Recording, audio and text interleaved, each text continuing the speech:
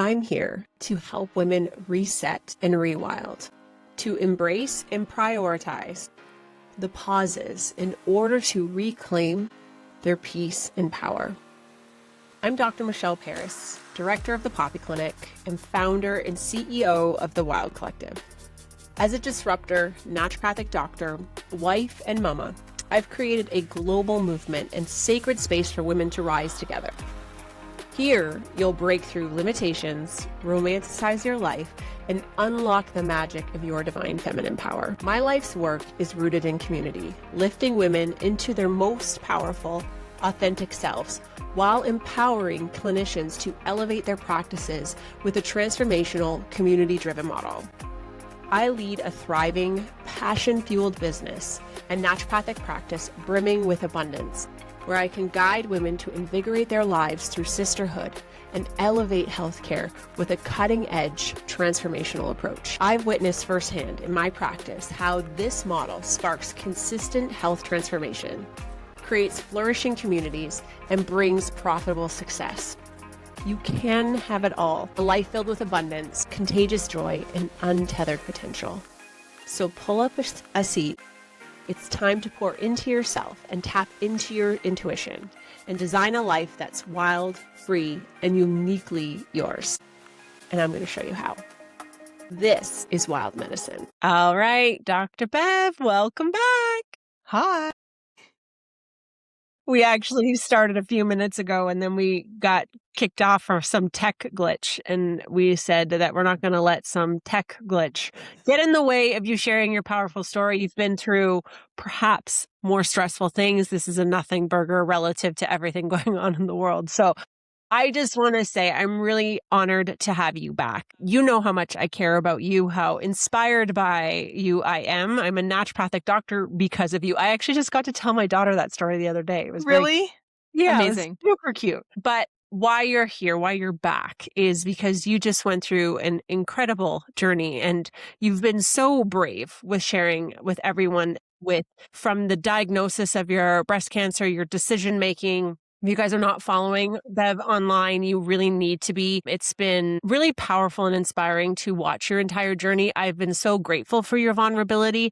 I think it has equipped myself and thousands, if not hundreds of thousands of women with better information and a personal responsibility to understand what we can control and what we can't control. So we wanted to have you back to have an in-depth conversation, and which I want you to really guide because this is truly your journey. And I'm so honored that you're sharing it here and that so many people are finding us because of who you are and what you have to say on the topic. So yeah. Without further ado, welcome back. Thank you for being here, for sharing your story. Thanks for being vulnerable. You're helping a lot of people. It started as a selfish piece of just wanting to process it myself out loud, right? My inside thoughts out loud and processing it, and along the way, just finding out I have a lot to say about it. As it turns out, that's why we love you. Yeah. Thank you. But yeah, I think when we last connected, it was a couple weeks before my surgery. Today marks exactly 4 weeks and 1 day since my double mastectomy with direct to implant reconstruction. We can just pick up where we left off if you want. Yeah.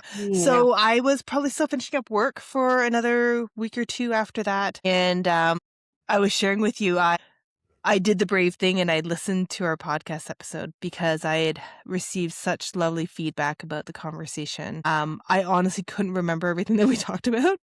So I went back and I listened to it. And it was in listening to it, I kind of questioned myself when I heard myself say, I have category C dense breasts. And I went back and looked up my own mammogram report. And as it turns out, I have category D dense breasts. So I'm in that 10th percent. So I was, when I had my own breasts, an even higher baseline risk factor for breast cancer. And even though I had been touting all about, know your breast density, I actually didn't know my breast. I knew I had dense breasts. I was wrong. So then I went into a deep dive of the information I already knew about having category D dense breast, which is that there are times when a mammogram or an ultrasound still may not pick up on something because your breast tissue shows up so white on imaging that other things that we don't want to see can also show up white and you might miss it. So I called my family doctor. He's lovely. He fits in phone appointments. So he was on the phone. He's like, "What can I do for you?" And I said, I trust him. I quite like him. He's relatively new to me. He onboarded after I was diagnosed, but he's a fantastic, very open-minded physician. And I said, "Okay, so one, rein me in if you need to. But right now I'm having difficulty keeping my clinical brain and my personal brain separate." And I just told him about my mammogram in category D and the information that category D breast density really should be imaged by MRI if possible. And he said, so I said, "Can I get a requisition for MRI?" And he says, "Yes, but can I ask what's the point? You're in for surgery next week to have them removed." And I said, "Well, again, follow me on this." So I don't know if we talked about it last time, but as part of my surgery, I had the my sentinel lymph nodes removed on the affected breast. So the cancer was determined to be in my right breast. They will map out your lymphatic drainage essentially from the breast, and the first 1 to 3 stops before it kind of reaches the rest of your body, they will biopsy those lymph nodes. However, once the breast is removed, there's nothing to map. And you have a huge amount of lymph nodes in the axilla or the underarm area. So I said, "Well, if I have my left breast removed and something is found that we didn't pick up on imaging, I no longer have an opportunity to have my lymph nodes tested." So he's like, "Okay, yes, but you may not be able to get one in." So in Alberta, we can pay for private MRIs here. So I was able, through a lot of luck and guidance, but I got an MRI done and my left breast was clear. I'll fast forward. The pathology also showed that it was clear, but it really kind of gave me that last peace of mind of, okay, so I've done everything that I possibly can before going into surgery to be as informed as possible that I can be. So perhaps it was just more peace of mind, but also I often say in practice, we don't have a time machine. We don't get to go back and find out other information after the fact, right? So that was done. Part of that lymph node biopsy is that they inject a magnetic iron solution into the breast. And then in surgery, they add in methylene blue to dye it, and they will then they'll track to see which lymph nodes they want to remove for biopsy. So what they're figuring out is, yes, we've determined cancer here in the breast. We want to know if it's left, if it's departed the breast and has started making its way, migrating to the other parts of the body. So there was a massive snowstorm on the day of my surgery. We had a pretty decent dump here in Calgary. And surgery was great. It was first on the docket. So myself and a number of other folks who were there for morning surgery. I met with my surgeons briefly going in. I met another assistant surgeon that was helping with the mastectomy. I met the head scrub nurse. I met the anesthetist. If any listeners are listening or know someone who may be undergoing the surgery, it's a long surgery. So I had a double mastectomy with immediate reconstruction. The surgery time kind of blocked out was 5.5 hours. Wow. So if you've had surgery before, your arms are kind of pinned into a T position when you're on the operating table. So that so I believe there's straps on the wrist, there's IV going to be running and monitoring your vitals and whatnot. And it was the woman who owned the store beside the clinic. I don't know if you remember this store called Compassionate Beauty. It's still there. She opened up 3 months after we opened up Grassroots. Okay. Her business was entirely to service women undergoing cancer treatments. So she provided a real safe spot for women to maybe shave their own head, to find a wig that fits well and looks like them, to look for mastectomy bras and recovery products and things like that. So it was actually her who suggested, make sure you mentioned don't place your arm too high because a lot of women can come out of these surgeries with a lot of shoulder issues.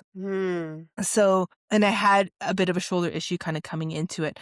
So I mentioned it to my breast surgeon. I've been having some issues with the shoulder, and in the breast MRI, your arms are over your head and you're facing down for 45 minutes. So it's hard on any shoulders, really. And so it was quite stiff afterwards. And I had my MRI, I think 6 days before my surgery. So he's like, not a problem. We'll position you while you're still awake. So we got in the OR, the nurses are getting me all set up, and he just said, okay, when everyone stop, she's going to tell us what she's comfortable in, her arm position, and we'll work our way around it. So I couldn't get it quite up to 90 degrees at that point, where it wasn't pinching in my shoulder. It's like, great, we'll just work around that. And so you just kind of have this feeling that you're being cared for, right? Like Yeah. surgeons, I mean, incredibly skilled Yes. individuals, incredibly skilled, technically mechanics of the body. I've been so grateful and lucky to have surgeons that are kind and nice and personable and yeah, I felt very cared for in that you could see they wanted to operate together. And in a way that worked for you. It absolutely worked for me. It's just luck of the draw. Like in the States, you can interview and get more opinions. In Canada, I'm sure you can, but I think it's a harder way to navigate the system. Mm-hmm. Right? So yeah, and then the surgery went well. I ended up staying overnight because the anesthesia took a while for it to wear off on me. It's usually in Canada, they set it up as a day surgery, which is wild. That really is insane to think about. Just wild. And so and I had an option to go. The nurses encouraged, they said, we usually tell people go home, and we're actually telling you maybe you should stay, because I was incredibly groggy. It was probably, I think if I do the math, 10 hours after I came out of the OR did the anesthesia finally wear off. Like, I think it was like 11:30 at night. I kind of opened my eyes. I'm like, oh, I'm coherent now. I'd been up, I'd gone to the bathroom, I had, talked to the nurses and whatnot. I remember seeing, like, Dr. Graham, my surgeon, came by at the end of his shift to check in on me. And I remember all that, but I don't think I was coherent. So I was really No. groggy. Yeah. Yeah. Yeah, that was surgery day. You know what I appreciate as you were sharing? One is being as informed as possible is so helpful, but you and I have such a shared love for sitting around in circles and talking with women, and we know how important storytelling is and how healing it is. And I can only imagine if I were ever in that situation to hear you share about even just like the little details about leading up would be so helpful for me to like regulate my own nervous system, like knowing that like how it was for you. And obviously you can't pick your team and all those things, but to know what's Right. coming, know what to expect, I think is actually so helpful. So helpful. Like my surgery was at the Rocky View. Where are we learning this? I don't know. Like, it's like like I said before, I'm on a couple of groups, and some are more helpful than others, right? And everyone's experiences are different, right? So in day surgery, my surgery was at the Rocky View. You're kind of a number. And so when you're kind of on your gurney and you kind of get pulled into the restricted area, so that's when I said bye to my husband, you kind of put into a parking spot, like a little stall. So my gurney goes in and I'm kind of facing into a wall. But on that wall, they had a poster of like wooden shutter windows opening into some sort of view. So my view was the mountains. The parking stall beside me had poppies. The one beside that had a field of lavender. And so we kind of like pulled in. You're kind of lying there going, you can hear some stuff happening. You can hear the surgeons talking. And I was like, oh, well, this is a nice view. Even because they couldn't have a view because you're looking at a wall, right? And it's funny that you say encircle, because the way I experienced my surgery, so I walked into my OR. So that was kind of parked outside of theater number 1. And you kind of go in, it's a massive room. They have all the equipment set up, and there's just like people just getting everything set up for this huge procedure. And so I kind of climbed up onto the operating table. They started getting me set up. My IV was started. The anesthetist was kind of like letting me know, when we put the mask on you, it's just oxygen. It's not going to knock you out. And just to kind of explain in case, just so I'm sure people can maybe hyperventilate or panic with that, right? And so I'm lying there, and the entire surgical team kind of stood in semicircle around my table, so around my feet. And the lead surgeon, who's Dr. Graham, my breast surgeon, said, we're just going to do an overview of what we're doing today. It's so everyone's on the same page of what to expect. So more in medical technical terms, here's the surgery that we're going to perform. He indicated that the lymph node biopsy would be done by a separate incision. Dr. Todd is my plastic surgeon. And I remember she's like, oh, he's a man after my own heart. She appreciates that's a separate incision. And then she proceeded to say what her plan was going to be. once she was able to take over one side of the breast, or one breast, while he worked on the other, when I met with her before she came into my little parking stall. And you'll see kind of in earlier videos, I've got like marker on me. So she marked me up. So kind of what I imagined was where my collarbones are, what my midline is, the incision lines, and things like that. And because I had only met her once, because I was pretty certain this was the decision that I wanted to pursue, and unless there was a medical reason why, this was the one that I wanted to pursue. We never talked about size of implants, right? And if you look online, you get a lot of cosmetic, Yes. surgical, like before and after, so more breast enhancement or breast lifts, or right? But you don't get a chance to kind of understand what an implant might look like on a post-mastectomy body. So I said, I trust you with what you think is appropriate. I think I just want to be the same. Right? And she said, well, we won't go a whole lot bigger because we then risk the skin healing Right. after the mastectomy, which you don't have to deal with reconstruction. My surgical incisions are kind of below the breast, so they call it inframammary. She's like, it's going to be a similar incision as if you had enhanced like implants, cosmetic reasons, just larger. Right, because they have to be able to access the entire breast area. And she said, well, why don't we do this? Why don't we just weigh your breast tissue? And then I'll try and match what we removed to what I will replace. I was like, okay.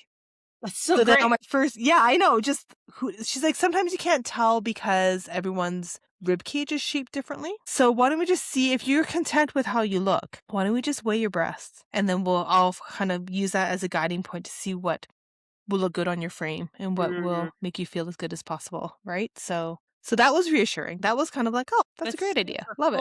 So customizable. I love that. So before we talk about the whole recovery, because I think that's like a whole story in and of itself, Mhm. like I would love for you to expand on your decision making. Like, what are our options when Mhm.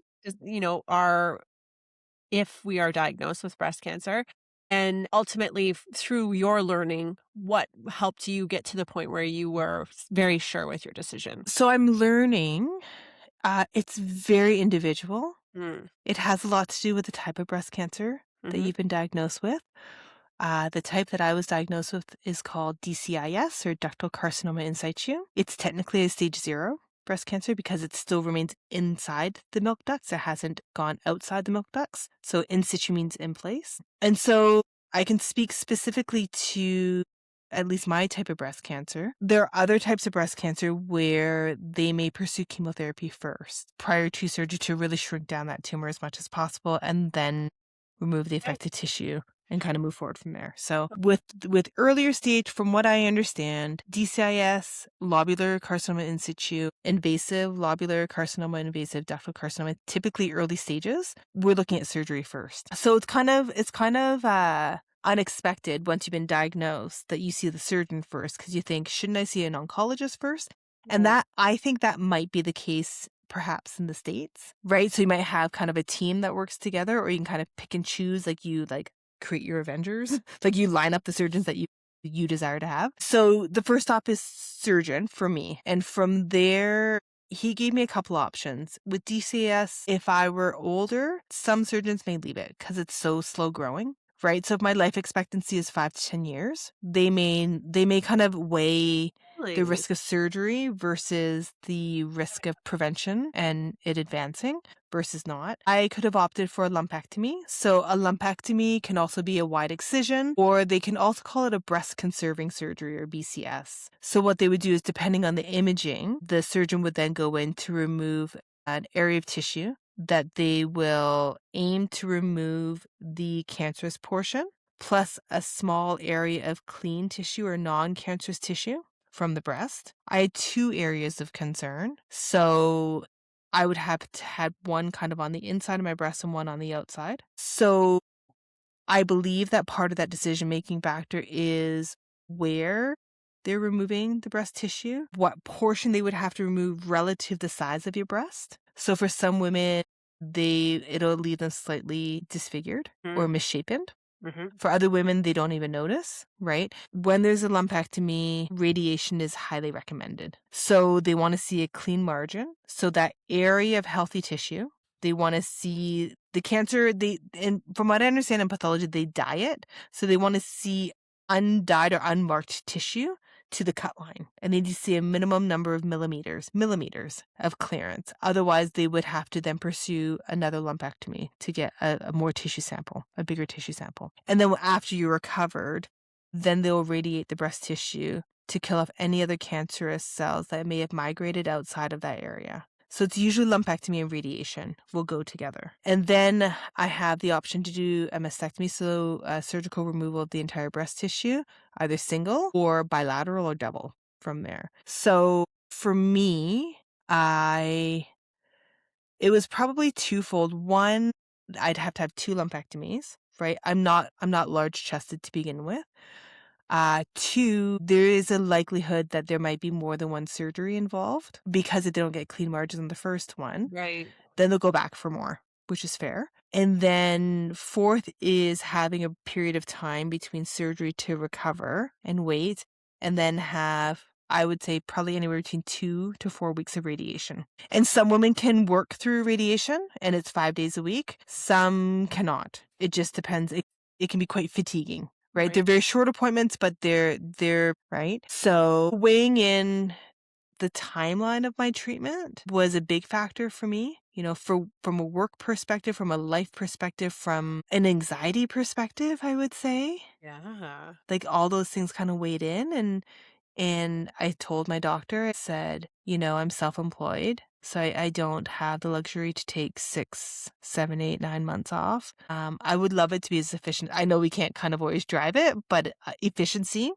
is a bit of a timeline for me. It's an important factor. And then, so I chose for the single mastectomy. So I chose for a mastectomy. At that point, when I left that appointment, I knew I was going to remove the right breast. He did indicate, and I kind of joked that I didn't think they could match floppy. At the time I was 47, I just turned 48. Floppy breastfed each kid for 2.5 years version on the left side. And he's like, well, the surgeons that we have are pretty incredible. You never know what options you might get. Why don't I set you up for a consult with a plastic surgeon, a team that I work with? So I said, okay. So I went in and I looked into it. And so some women may go with a larger implant on the side they had the mastectomy and do a very small implant to match the other side. Okay. So they would actually have had a breast enhancement or perhaps a lift. So larger breasted women may also have a lift at the same time, right? So you may have a lift and a reduction on the left and then a mastectomy and an implant on the right, and then they kind of will look a bit more symmetrical. With time, however, the side without the implant will succumb to gravity a bit more than the reconstructed side. Okay. So symmetry for a lot of women becomes really important, right? Yeah. I met with Dr. Todd. I got on a cancellation the next week. Otherwise, it would have been a couple of weeks before I saw her. So thankfully, I was able to do that fairly quickly. And she just gave me the options like, yeah, we can do one, we can do both. What's important to you? And I said, well, it's not the size or the cosmetic appearance that's really important to me. They both agreed that we could do a nipple sparing mastectomy because the cancerous lesions were pretty far away from the central area. And she's like, it's really up to you. It's like some women will opt for a single mastectomy. They still have to surveil the unaffected breast. At some point, we can't prevent it from moving to the other breast. If you're at higher risk to get breast cancer to begin with, and now having been diagnosed with cancer, that actually elevates your risk factors even further. Oh. Some women, for peace of mind, actually opt to have the other one removed down the line as well. So I felt really comfortable with her. And at that point, I said, I think I'm just going to do both. It's one surgery, a bigger one recovery. No more mammograms for me. There's other breast surveillance. You can't, there's nothing to do with it, right? I had many, just for the record, I had like probably. Oh, okay, fair. After I think I diagnosis? had my initial mammogram, and then I think they went back on the right side and did like 4 or 5 more images. Okay. And then I had another mammogram after each biopsy as well. So I had my fair share of the compression. Fair. Fine. Yeah. But yes, after this, I won't have any more mammograms. And yeah, they're like, well, you're healthy. I have options for reconstruction. So I went through some of them with my first surgeon and then kind of completed the conversation with the plastic surgeon. So I could have a mastectomy with what's called an aesthetic flat closure. So they will They'll reduce puckering and they'll just do kind of one incision so you remain flat. Okay. They can do what's called the autologous reconstruction, so using your own tissue. So autologous, right? So most commonly it's called a DIEP flap or DIEP. It's a acronym. And it's essentially kind of taking tissue kind of from like the tummy area. So it would look like a tummy tuck incision. And they'll use that skin and fat tissue to reconstruct the breast. Okay. Okay. And then there's also ones that they'll do called a tram, which they'll use some of the muscle tissue as well. So to be fair, initially I was not keen on having implants for many, many reasons. However, when I inquired about that, there was a question whether or not I'd have enough tissue Yeah. to do both. Yeah. That's one. Two, the incision is almost from like hip bone to hip bone. Wow. So it's a big surgery. My one surgeon indicated that type of surgery is probably 12 or 13 hours to do the mastectomy and that all at the same time. Is that surgeon working that entire surgery? I feel that majority of that work is actually the plastic surgeon because she's got to do the tummy tuck and then reconstruct each breast, right? So it's a longer surgery. He said it's about a week in the hospital. You'll have a longer time off for it. Some women love that option because they desire to have reconstruction on their midsection anyways, right? That was kind of what they kind of got a bonus surgery out of it. That's what I like about the realness of your sharing. Like, I'm an efficient person too. That would have factored into my decision making. Like, I love the realness of that. This episode is brought to you by the Wild Collective. If you are ready for something innovative, something truly transformational, you are wanting to build a beautiful life and thriving health and vibrant energy, and you're not sure how to build that in, you might want to consider something as incredible as the Wild Collective. The Wild Collective is our women's health initiative. It is a closed community of like-minded individuals. It is where sisterhood meets self-care.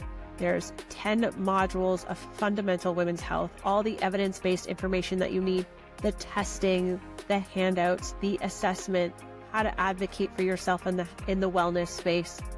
Also, what natural and integrative approaches you can consider for any age and stage in life. And being that it is part of a community, you also get this beautiful experience of meaningful connection, conversations that matter, and truly up-leveling your life. So if you are ready to take on something totally transformative and fun, then please go check us out at the Wild Collective. So that's the-wild-collective.com.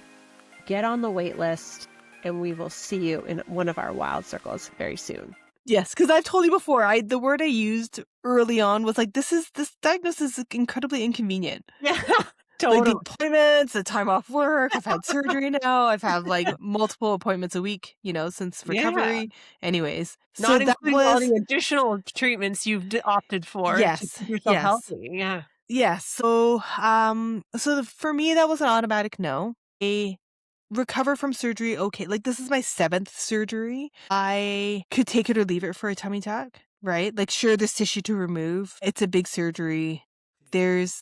And again, lots of women love that option because they really don't want the implant. They're okay with taking the time to recover. I'm less okay with that, to be honest. And then there's a chance that there's more surgeries after that to contour, right? And to kind of make them match. So you can do like fat grafting. So you kind of have a little bit of lipo somewhere. However, I'm told that the fat grafting, there can be up to 50% resorption from the body. So sometimes you can go in for multiple surgeries for contouring. Less efficient. That didn't really work with my timeline, right? So I said, okay, well, and I kind of went home the night of the first surgery, really kind of contemplating like, where do I want to end up with this? And I said, reasonably, I've had a number of surgeries that have had all great outcomes. Nothing terrible or tragic or emergency-wise happened as a result of me being on the surgical table. I'm like, I feel like I've rolled the dice many times that way.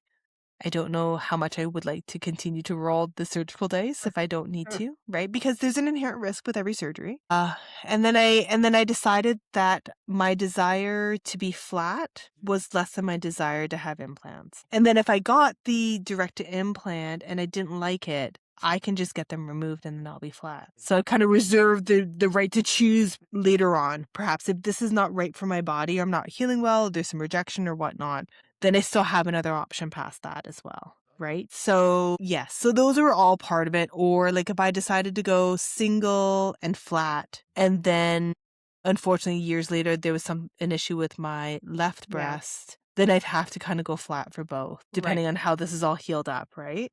And then with the reconstruction side, you can do your own tissue, you can do an implant, and then I did a direct to implant, or it's called a DTI. So that was all under one surgery. Some surgeons, some women will prefer to do what's called a direct to expander. So they'll do the mastectomy and they will put in, for the lack of a better word, like empty bags into the pocket so that it gives a chance for the skin to heal up. And then you get saline fills. I believe it can be as frequent as weekly. So they put in like say 80 to 90 cc's of saline to then expand the bag to then accompany for a space in the chest for then an implant to go in. So then there's a second surgery where you have an exchange. The expander comes out and the implant then goes in. Did you have discomfort because you chose not to do that? I didn't, but I think I took a bigger risk for infection and for skin healing and nipple healing. So I risked more necrosis. So right? that's why people bridge, is the reduction in necrosis. Okay. Yeah, that, and like I had known there is a possibility I could wake up with expanders. Okay. So the plastic You surgeon didn't said, fully get to after the decide. No, so like if like plan A was direct implant, plan B would have been I might wake up to expanders, because if you kind of imagine your body 3D, when they're opening me up and they're keeping the skin there, removing everything else underneath, you've got kind of a thin flap. And so if it's not healing well or perfusion's not there for enough blood flow, it's a lot of ask to then do a reconstruction, sew you back up and hope for the best. So they would just put an implant in there, allow a chance for the tissue to heal well, reduce the risk of infection, and then you do the fills to get them to size. And then that way, I think for women who are larger breasted to begin with a larger implant reconstruction, I think the discomfort's quite a bit more than what I've had. Right? Because I saw my plastic surgeon this morning for my 4-week follow-up.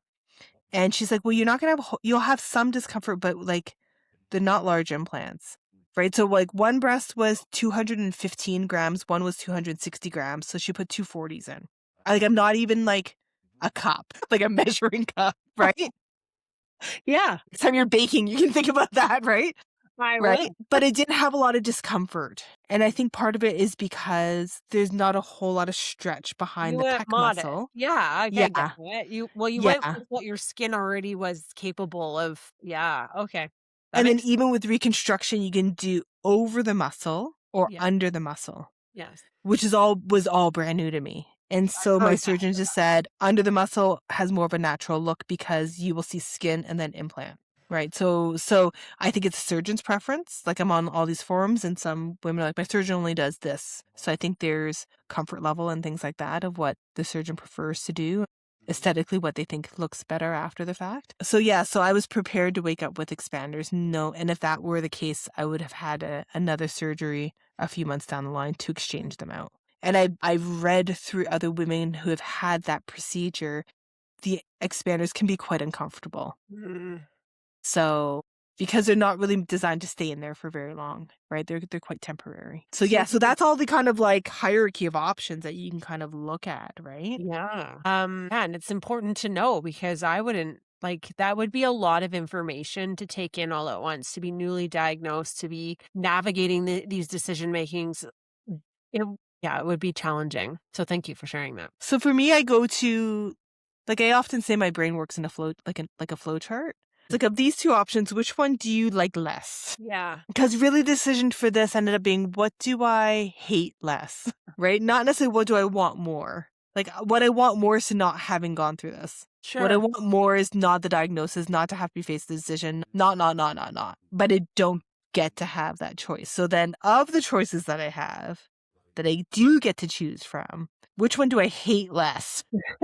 I said, well, I'd rather try the implant route before going flat closure as an option because I think I desire to have some shape than completely flat. Yeah. And I think that's such an individual decision for everyone, Totally. for And, anyone like, going I'm through it, right? thinking of myself, like, I would want the same. I'd want the same, and that's unique to me as well, so It felt very vain no. to Did decide. it? I'll be like, it felt, yeah, like it I was felt gonna like, ask you too, like, even as women who run wild circles, like, and whenever we do my breasts, my vagina module, it always comes with giggles. They're divinely feminine parts of our body. Like, what is this all meant for you? Like, even from it, like you're saying, it feels vain. Like, there's a lot to unpack there with that statement. yeah, like I've worked years to love my body, Mm, mm. right? Yes. I've worked decades to appreciate and love what my body has done for me, what it continues to do for me, how I feel in it, maybe how I look, right? It's been a lot of intentional work to love my body. So the idea of cosmetic surgery, and I understand there's a difference in cosmetic surgery and reconstructive surgery, but at the time when you think implant sounds cosmetic, right? It felt like there was something wrong with me that I needed to like upgrade or fix Mm, or enhance, right? And so there's nothing wrong with my body. I loved my breasts. They fed my kids, like they don't get in the way. Like they're just great. They're just great, right? Like they're super happy. I would never have complained about them, right? So to make a choice to then have implants put in, it feels like it could be viewed as vain. So perhaps I was more concerned about others' perception? opinion on myself for a moment or more. And then after that it's like, well, I enjoy the privacy of my health information. So if I were to go flat, perhaps it would instigate more conversations than not. Like when we're on vacation and I'm wearing a bathing suit top or we're at the Mm, lake or right? I wasn't certain I was willing to wear that on me 24/7 right now. Women who might be older might be like, I'm good with my breasts. They can go. And they're happy with that as well. Other women, like they have no desire for reconstruction and they happily wear their scars proudly. yeah. And perhaps I'm not that level of brave and I'm okay with that too. Mhm. But like it really challenges your thoughts about Oh, yourself that's on why these it's different levels you don't expect conversation it. because, like, all the things that are coming up for me in terms of what you've had to hold and process and decision making and, the consequences of it all, and then the feelings that come up of those consequences, like, I didn't even think about that, but, like, yeah, I've spent a lifetime falling in love with my body, and, like, I know I would have walked the same path as you 100%. I know that. But it is interesting what would come up for you as you're going through that decision-making process, and in you saying that and talking about breastfeeding your babies, was there grief in losing the No, tissue? no, Like, I because don't I sense can't that feed from them you at now all. with them, Fair. right? There's probably grief then. Okay, okay, okay, fair. You've They've served moved on. they've served the purpose. I'm I okay. think Like like, how have you guys I wouldn't say I didn't grieve it, but I don't say I had a difficulty with it. Okay, cool. And I know a lot of women do.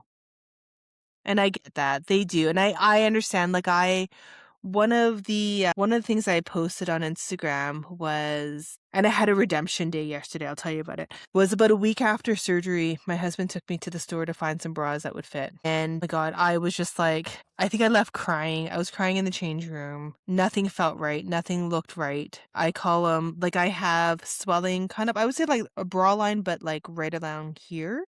I call my SpongeBob SquarePants boobs because they feel it's very square there. My surgeon this morning said that makes sense because the brunt of gravity falls kind of on that fulcrum right there.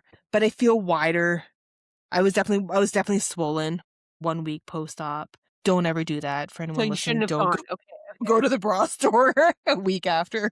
These are good tips. Just I ended up giving up and we went to get some groceries at Superstore. I'm like, oh, I'll just see what's at Joe Fresh. And I just bought some cotton bralettes going, it's $19. I'm not even going to try it on.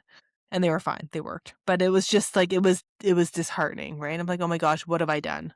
I can't feel anything. It doesn't look like me. Like, what the hell have I done? I was so certain on this decision.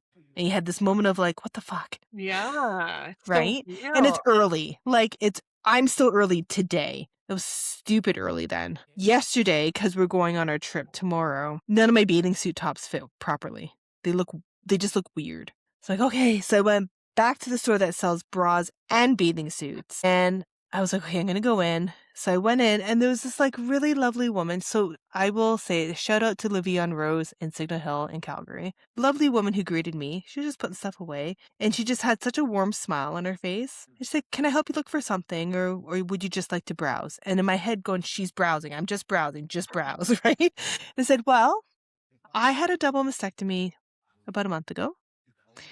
And I'm going on holidays and I need some bathing suit tops that fit and feel okay. She's like, okay.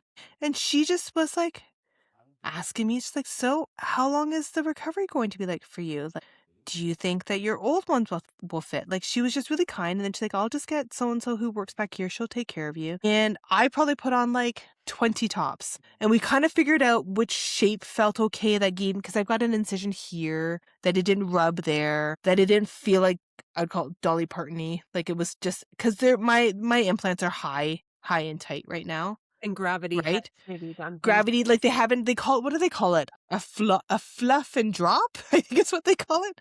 So they kind of will soften and kind of like settle. Okay. And I But know now lots of they're women, not, then they're not settled yet. like high and tight is what we're going for. High and tight feels weird. So yeah, I found 3 tops, which was great.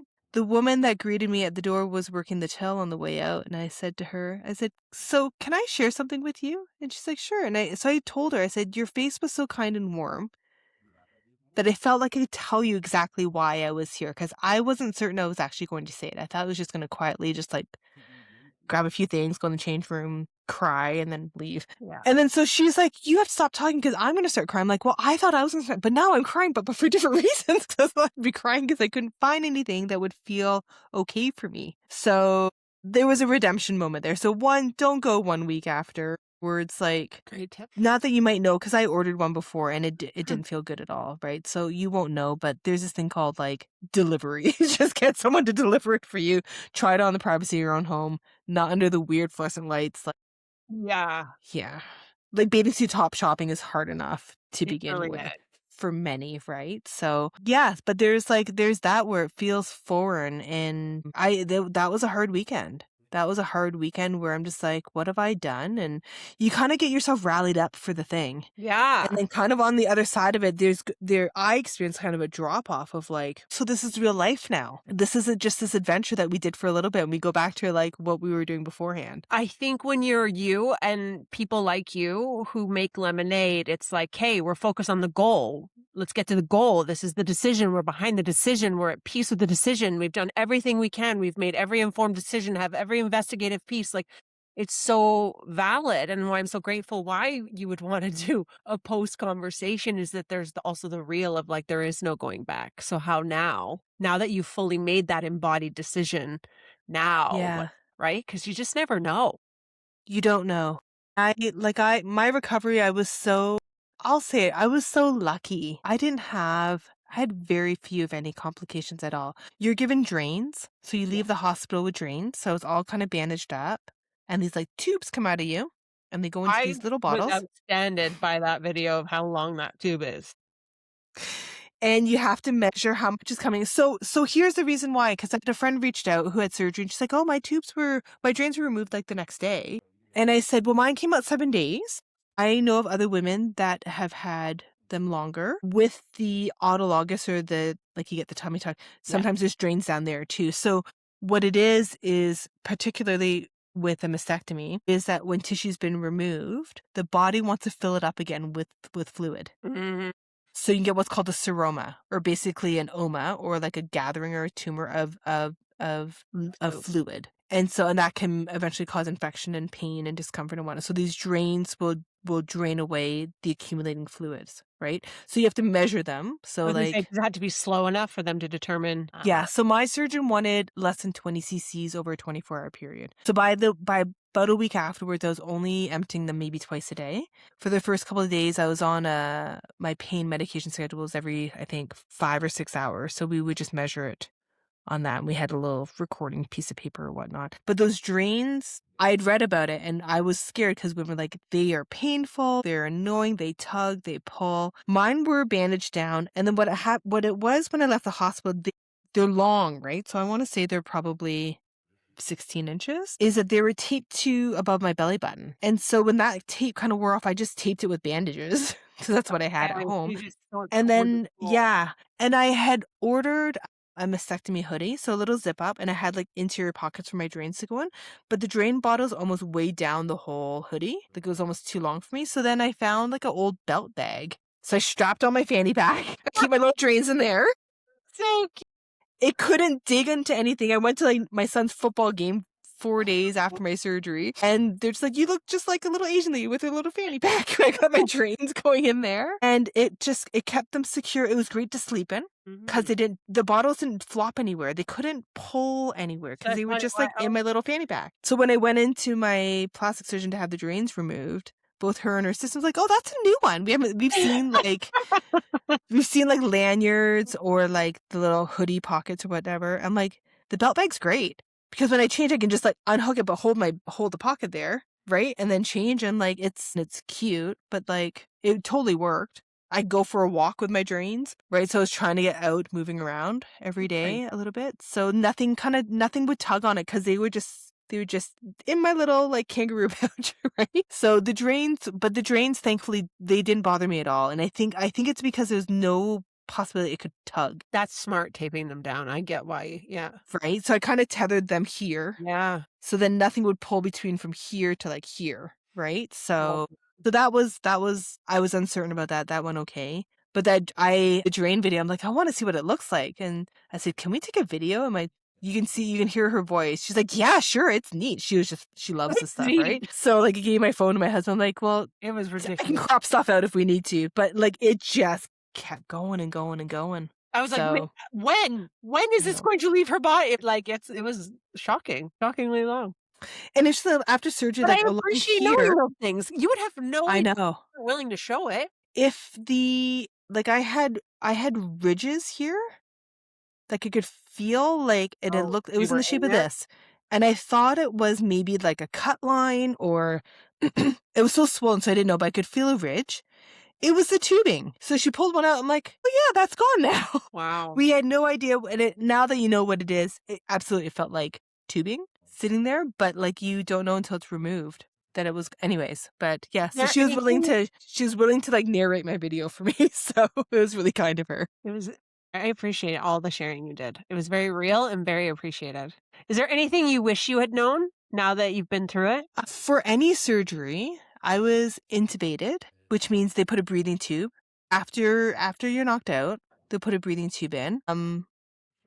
My throat was so incredibly sore and dry for days, like raw. So you read about like a list of like I should have to pack like an overnight bag in case I stay over. Pack throat lozenges. Ice cubes worked. Apple juice burned, which was the only thing they really fed me. Food was like hard. Like it was it was raw. For me in particular, it was particularly bad. My throat was probably sore for days, and probably my voice didn't come back fully for maybe close to a week. Wow. No, maybe not. Maybe 5 days. But it took a while. I would say that it was unexpected. I would say I had done it in preparation, but not specifically knowing. So if anyone is going through any type of upper torso surgery, squats and core. Mm-hmm. Because I can get myself off the couch, off a toilet, with just my leg strength. I don't have to like brace myself. Cool. Or put my hands on my knees to like lean forward and get myself up. So being able to, and I could get things better by just squatting. So you can't like bend over, but if you're able to squat down, put your shoes on, slip some boots on, stand up again, you're okay. Right. And core, where from night one, I had a medical lift chair gifted for me to use. That will actually kind of tip you forward to help you stand up. Lots of women with this surgery will sleep in a medical recliner because it's really the most comfortable for them. Mm. I was able to sleep in my bed with a wedge because I'm able to get myself up. So it's kind of being able to do like a full sit up or V up without support. So it's slow. So if you can do like a slow sit up, or at least engage. Yeah, like you need to have the core strength. And that allowed me to get in and out of bed from day one Love that. that I didn't expect. Like, I kind of thought I knew, like, oh, I should kind of do this or whatnot. But I think that made a huge difference for my independent mobility right after surgery, I love that. And I think a lot of right? women appreciate knowing that, 'cause I think a lot of women would appreciate to be independently mobile. Because even with toileting, no one can lift you up from under your arms because that's going to hurt. No one can pull you up from your arms. That's going to hurt. No, you can't brace yourself for anything because that's going to hurt, Wow. right? Gosh, I even can't open jars and that still. I'm glad you oh, right, you tell us about I that. can't open up jars because it's the bracing of the pec muscles Right. that I can't open up a jar So you're only 4 weeks, so when is this, like, 6 weeks? Beyond? for the jar opening. Yeah.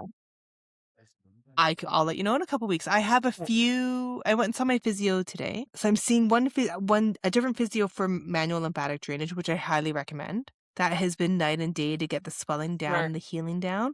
She is specifically trained for post mastectomy care, and she's lovely. She's at a clinic called Connecta. I've seen the other practitioners there for other lymph work, so I knew I was going back there post surgery. I've landed with Elizabeth, and she's been fantastic. And then I saw my regular physio who does post-op work through Alberta Health Services. So I get some coverage for physio, and it happens to be my beloved physio. So it's great. So I saw him this morning. And so now we're starting to do some activation work in the shoulder and pecs. So nothing strength. So I have some band exercises, but nothing under tension. You really just engage because this is still quite tender. So I was doing like internal rotation. I could feel it like here. So slowly it'll come back as long as it's not pain, but we also really want to allow for the implants to settle Mm, for 3 months. So they okay. don't move, they don't Not a flip, lot. they don't kind of Mm, slide. So yeah. just 3 months is kind of where there's a capsule that will form around it. And she said, my doctor said this morning, that's kind of 3 months is kind of the timeline for the capsule to fully form. So we just want to be like gentle with this area for the first 3 months. And if it's accessible to people and it makes sense, I know you used a lot of services at Grassroots before and post. hmm So what are some things patients could consider going to Grassroots for in preparation and in recovery for this? So after surgery, I went back and saw my chiropractor. So she does a activator adjustment. So she's able to adjust me seated. I've seen her about once a week. I went in between once because I had subluxed some ribs, and it's just a little. It's just because I'm like favoring. It's just in that Mm, position, right? mm. It's weird. It takes so much muscle tension to keep someone upright and also guarded at the same time, right? I saw my colleague Jason for trigger point injections. So that's again, I have a lot of upper back tightness. So some of my shoulder mobility has improved when my upper back and my neck has been treated. So I got measured by my physio this morning. My range of motion, my left is all the way up. My right is almost there, but Wow. it's coming. Like that's actually better than it was this morning. So a Okay. lot of it's just like slowly working it out and slowly trying to get some mobility back. But I would say they they didn't talk about it a whole lot. I had done my own research of what exercises to do right after surgery. So from minute one, I don't know, whenever you're coherent, like doing shoulder Mm, rolls and deep belly breathing. mm. So one, it gets the ribs to kind of move to feel some of that. Two, deep belly breathing will help the deeper lymphatic system to drain. Oh, I love that. Yeah. Right? So it's even this, right? So just Which still promoting. feels good for everyone, right? Flow and all of it. And then there's you can do some bicep curls like this without weights, right? Because we have tendons that will cross into the chest area from our biceps. Even just some internal external rotation. And then I would say there's things called like finger crawls. So you stand in front of a wall and you walk your fingers up and then yeah, and then you could do it to the side and back down. And it's just like keeping them moving even if you're sitting. Love that. Right. So then part of it is getting circulation into the area, but also ensuring that the soft tissues don't kind of become super static where it causes more pain than anything else that you can experience. Yeah. It's like hmm you could see hmm everything can progressively get worse around if you get sore and immobile. And so I love that. And then I think you did Yeah. IVs too, didn't you? I did a few IVs. Yeah. Yeah. I didn't. I just kind of snuck in and just figured if someone was available, they could poke me, which is Well, so it could be more planned than the way I pursued it. But yeah. Yeah, so that would have been helpful as well. And I've been taking a few supplements as well to help with my healing. So Beautiful. it's all worked out. I don't know what it would have been without any of those things. So, but I'm grateful that I have options to do all these things, right? Yeah. Yeah. So what's next? You've been through a lot.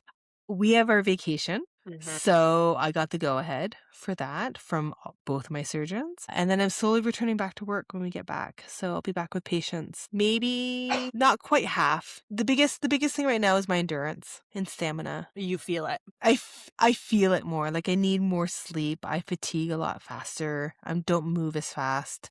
And when I do move fast, then I'm going to do something that's going to hurt myself. So I just have to take it easy that way. In my boredom one day, I made a 46-page guide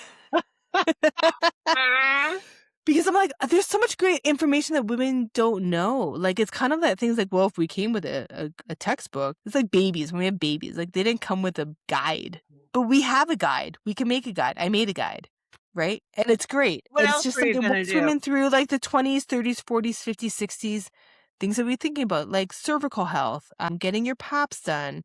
If you fertility, if there is a desire to have children, kind of getting some fertility markers done, mammograms, metabolic health, bone scans, Love colon cancer screening, right? Sometimes it takes someone to know someone who's been diagnosed with something before you go, oh, maybe I should do that, right? Yeah. 100%. 100%. You've opened my eyes. So And I think we need more information. I think we as clinicians need way more information. one of the things that we teach in the Wild Collective is the concepts of cyclical living, how to harness and understand how women are cyclical in nature, that we are infradian in our rhythm. Our hormones wax and wane throughout a 28-day calendar that aligns with our menstrual cycle. One of the ways in which we start this conversation or can help support women is through our cyclical nourishment guide. We're taking what we understand about cyclical wisdom, nourishment, and how to help you thrive. It is robust in information and understanding of what's going on at every phase of your menstrual cycle, as well as recipes and nutrition considerations, macronutrient considerations, and even minerals and common deficiencies that can perpetuate a worsening PMS phase, particularly strained or stressed luteal phase. Knowledge is power, and when we can put these pieces together, it is so helpful. And it allows for us to make more informed and empowered decisions. Sometimes we feel exhausted and depleted because we are just going against our innate nature. Looking at ways to reclaim our cyclical wisdom and power is how we start to move forward in a more aligned way. So go check out our nourishment guide in the show notes and enjoy. So what's brewing in my head is to create a little mini course for other practitioners, right? I'm a menopause specialist. I love that women have options, which can include prescription hormone therapy. And I'm a huge advocate for women choosing. And there is a lot of correct information saying it does not cause breast cancer. The more accurate is that it doesn't have an additive risk for breast cancer. But if you don't know your baseline risk, Right. So a number of naturopathic doctors across Canada can prescribe. And that's fantastic because we're well positioned to serve these women. Mm-hmm. My question then goes, are we giving these women enough accurate information so they're truly having an informed consent before they embark on this type of therapy? And that's knowing your breast density risks. It's the risk factors, using tools that are available. It doesn't take long. Mm-hmm. It doesn't take long, right? If 1 in 8 women are going to be diagnosed with breast cancer, and we have a whole generation of women in perimenopause now, the risk of breast cancer only increases in your 40s and 50s. Mm-hmm. We're going to have an overlap of this population. And we as doctors need to be incredibly responsible about calming their concerns. Will this cause breast cancer? And the answer is no, but if you don't know your baseline risks, then you truly don't know. Correct. So that's why I feel very passionate to share with other colleagues, right? Like, I think it's so we can do wonderful. it and do it responsibly. Yeah, I mean, I mean, thankfully, you are choosing this path of, okay, this has happened. Now, what can we do with this information? You can share the personal journey. You can help women become informed and become more responsible with self referral for mammograms and all those pieces. But also, as a clinician and having this extra responsibility of knowing this information and now shifting probably the way you practice. Actually, it's shifted a few of my conversations since our Has conversation. it? Yeah, because like I said to you, I'm like, I do weight loss, I do metabolic health, but I treat women. Yeah. So Yeah. it really did shift that conversation of making sure that those tests were up to date, that we were doing everything that we could, that we are truly making an informed decision when it comes around these pieces, because that is, know better, do better, right? We're all going to benefit from you having this lived experience and really, because it's one thing for things to be theoretical, right? We all have the self-help patients that have all the books, Mhm. Mhm. but Mhm. when it becomes embodied, when you go through the journey, when you walk the path, it now becomes like an integrated piece of who you are and how you impact, right? And so I think that's yeah, I'm grateful because I think storytelling and lived experience for me is always a more powerful motivator. It's how I learn, it's how I love to educate. That's always going to be a very powerful tool in which where you can now use your voice to help so many other women, younger women, be Yeah. properly assessed sooner, to be on top of these pieces, to know their density, even when you think you know your density, to know when you go And to have the MHT conversation, right? and the validation for me personally, so I don't know if I've shared this with you yet. So I got my pathology report back last week, about a week and a half ago, and it came back clear, Mm, which means cancer was found. So it means a couple different things. A couple things I learned through it. One, on imaging, with the type of cancer I had, the imaging doesn't always represent what's truly there, right? So the imaging, both with the mammogram, the ultrasound, and the MRI that I had, all kind of matched up, anywhere between 16 millimeters. So 1/6 to 1/8 millimeters. When they remove my right breast, they essentially, someone's job is to slice and die my breast tissue. These little slices, and then they look at all of them. And what they determined in my right breast was they actually removed 50 millimeters of cancer from my right breast. So it went from 1.6 centimeters to 5 centimeters. wow. The glorious thing about that is, one, the instinct that I had to remove the entire breast was right. And part of it was also I didn't want further surgeries, right? But I was like, well, I know there's 2 spots. Let's just remove it because we don't know what else might be there, right? 2, the margins were clear. So there was enough of a border of healthy tissue from cancer to cut line, right? So cancer came up to this part. There was 6 millimeters of tissue before the cut line of where the tissue was removed. Mm, So that's called a margin. Okay. For a clear margin, it needs to be 2 millimeters.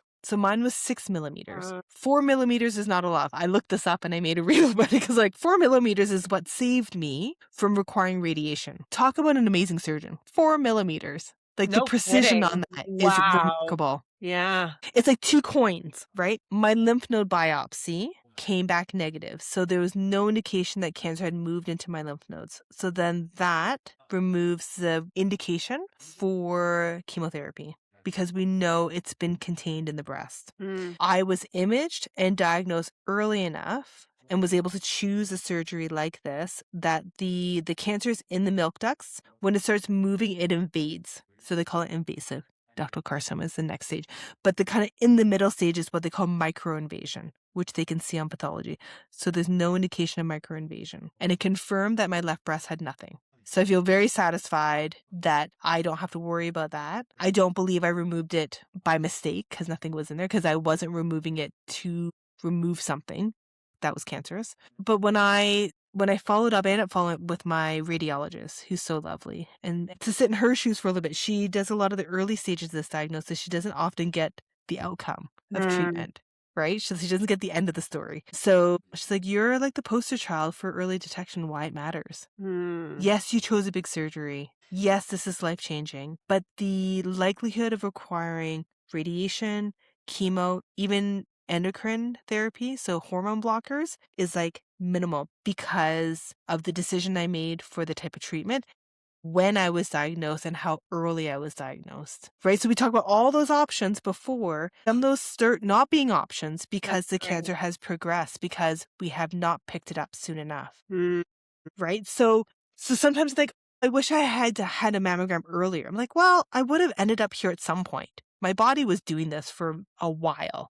The important thing is I didn't wait another 3 to 5 years because at that point, because the margin was right up against my pectoral muscle, my chest muscle, if it invades into my muscle tissue, then I've now at least stage 2 cancer, right? So those are millimeters, like millimeters, right? So early detection does make a difference. It Clear. doesn't prevent you from getting the diagnosis. There's a difference, right?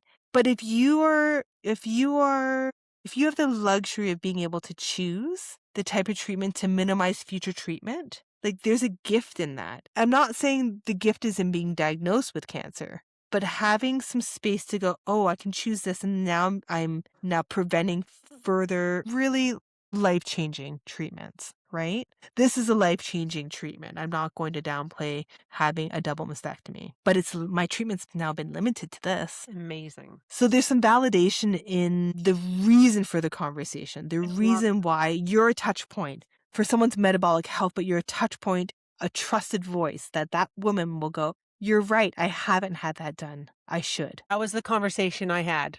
Yeah. And you're a I was like, trusted "You voice to these women. self-refer. Here's the phone number." Here's a QR code. Like, just do it, right? Like, it's empowering for these women to be able to pursue these things rather than just waiting to be told and then found out after the fact, sadly, like, oh, it's progressed more than what we expected. Hmm. My heart breaks when I read these stories. Women of any age, the younger ones, like, hurt deeply, right? But women who have been working their tail off to retirement, to enjoy their retirement and maybe kids and grandkids and traveling, their lives will look very different because we spent years taking care of our family, years working, years serving everyone else, and years neglecting our own health needs because nothing is screaming at us, Hmm. right? Like nothing screamed at me. I felt fine right up to my I surgery. know, it really freaks me out, really freaks me out. No, but it's real, like, we need Yeah. a dose of real. We all like to be ignorant to a default, really, because Yeah. you can't be ignorant to these things. We need to pay attention. We're so lucky, to your point, even though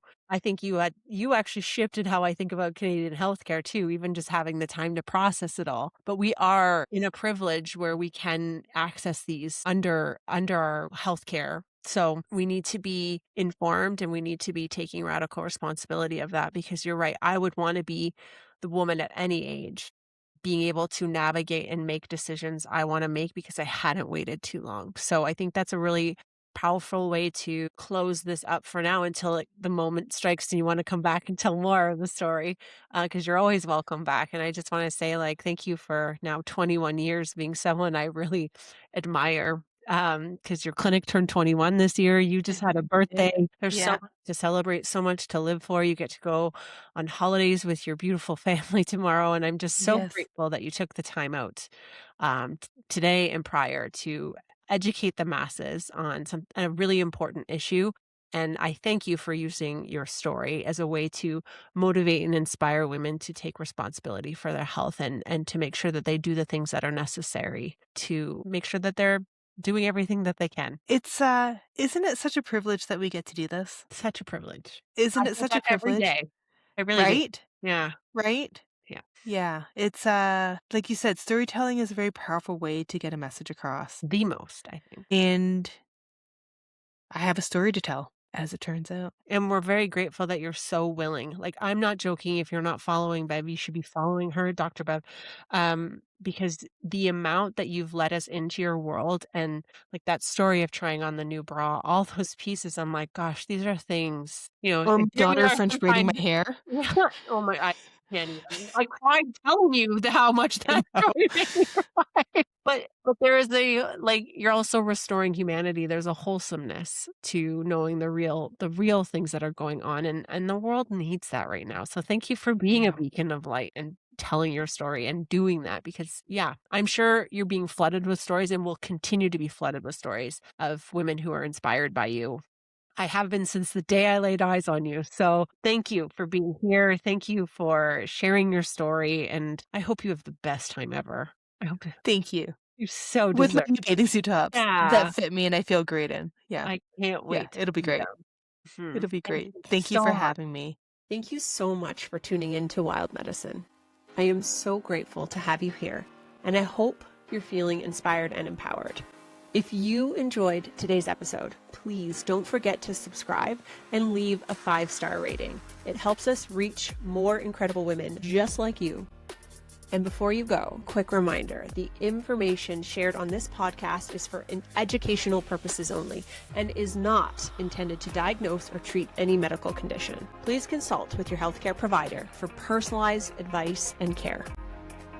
And if you're ready to take inspired action and dive deeper into your own health journey, please visit us at poppyclinic.com.